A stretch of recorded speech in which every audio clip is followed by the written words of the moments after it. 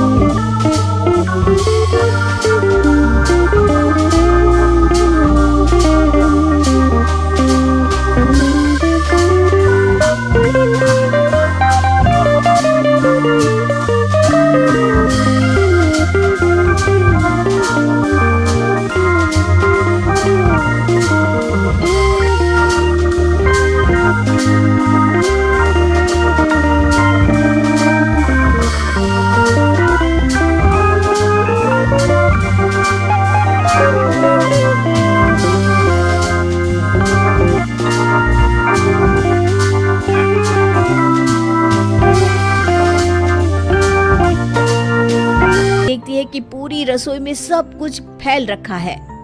अरे बहू, तू इतनी रात को खाना क्यों बना रही है और ये रसोई इतनी गंदी क्यों कर रखी है? आरती कुछ नहीं बोलती और नींद में सब्जी काट रही होती है। उसकी सास उसे आवाज लगाती है पर वो सुनती ही नहीं। अरे सुना नहीं क्या तूने बहू? कौन सफाई करेगा इस रसोई की? आरती को कुछ भी सुनाई नहीं देता और वो सीधा खाना बनाते बनाते अपने कमरे में चली जाती है। हे भगवान, रसोई इतनी गंदी छोड़कर ऐसे ही चली गई है तो। सास पूरी रसोई साफ करती है और इतने में सुबह हो जाती है। अरे मर गई रे, रसोई साफ करते करते घुटने भी दर्द कर गए। अरे माँ जी, आप रसोई क्यों साफ कर रही हैं? अरे ये सब तूने ही तो फैलाया था और अब साफ मुझे करना पड़ रहा है। मैंने फैलाया? पर मुझे तो कुछ भी याद नहीं है माँ जी। देख बहू, झूठ मत बोल, मैंने कल तुझे खुद देखा था। माँ जी, मैं झूठ क्यों बोलूंगी? आप ना मुझ पर ऐसे ही इल्जाम लगा रही हैं। आरती की सास की नजर आरती के पांव पर पड़ती है। उसके पांव काफी सूजे हुए होते हैं और उनमें काफी खरोंचें भी आई होती है। ये तेरे पैर इतने सूजे हुए क्यों है बहू? पता नहीं माँ जी, बड़ा दर्द भी हो रहा है इनमें। समझ नहीं आ रहा कि ये खरोंचें मुझे कैसे लग गई होगी। रात में आरती सो रही होती है। कुछ देर बाद आरती उठती है और नींद में चलने लगती है। वो पूरे घर में चल रही होती है। घर का सारा सामान उसने बिखेर दिया होता है।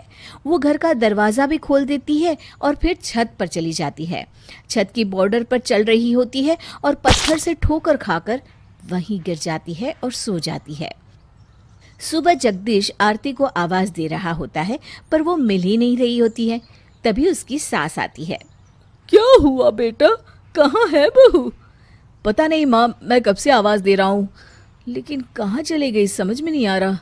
सास की नज़र खुले दरवाजे पर पड़ती है और पूरे घर पर भी पड़ती है। ये घर की हालत ऐसी किसने कर दी? मुझे तो लगता है ये बहू का ही काम है। कल रसोई भी उसने ऐसी ही गंदी कर रखी थी। पर माँ, वो है कहाँ? उसका फ़ोन भी कमरे में ही है। मुझे लगता है कि ये मंदिर गई होगी। आ जाएगी बेटा, तू चिंता मत कर। अरे देख तो घर कितना गंदा पड़ा है। चल सफाई में लग जा मेरे साथ। जगदीश और उसकी माँ पूरे घर की सफाई करते हैं और बहुत वक्त बीत जाता है, पर आरती का अभी भी कुछ पता नहीं होता। जगदीश भी मंदिर में आरती को ढूंढ कर आता है, पर वो वहां भी नहीं होती। क्या हुआ? बहू का कुछ पता चला? नहीं मम्मी, मुझे तो बहुत चिंता हो रही है। एक काम करते हैं बेटा, पुलिस स्टेशन चलते हैं। हाँ माँ, सही कह रही हैं आप, चलिए। तभी छत पर आरती की आंख खुलती है। उसे कुछ भी समझ में नहीं आ रहा होता कि वो वहां कैसे पहुंची। बहुत दर्द हो रहा है। मैं यहाँ कैसे आ गई? जगदीश और उसकी माँ पुलिस स्टेशन जा ही रहे होते हैं कि तभी आरतियाँ सीढ़ियों से उतर रही होती है। मर गई रे, कितना दर्द हो रहा है। जगदीश और उसकी माँ आरती को देखकर खुश हो जाते हैं। आरती, तुम छत पर क्या कर रही थी और ये क्या हाल बना रखा है तुमने अपना? मुझे नहीं पता जी, मैं कैसे छत पर पहुंच गई। आरती की सास याद करती है कि कैसे आरती को रसोई में जाने वाली बात भी याद नहीं थी। जगदीश बेटा, मुझे लगता है बहू को नींद में चलने वाली बीमारी हो गई है। हाँ माँ, तभी तो इसे सुबह को कुछ भी याद नहीं रहता। पर ये तो बहुत खतरनाक बीमारी है, बहू को कुछ भी हो सकता है। तो फिर माँ, हमें पुलिस स्टेशन नहीं, डॉक्टर के पास चलना चाहिए। जगदीश आरती को डॉक्टर के पास ले जाता है और आरती की नींद में चलने वाली बीमारी का अब इलाज हो रहा होता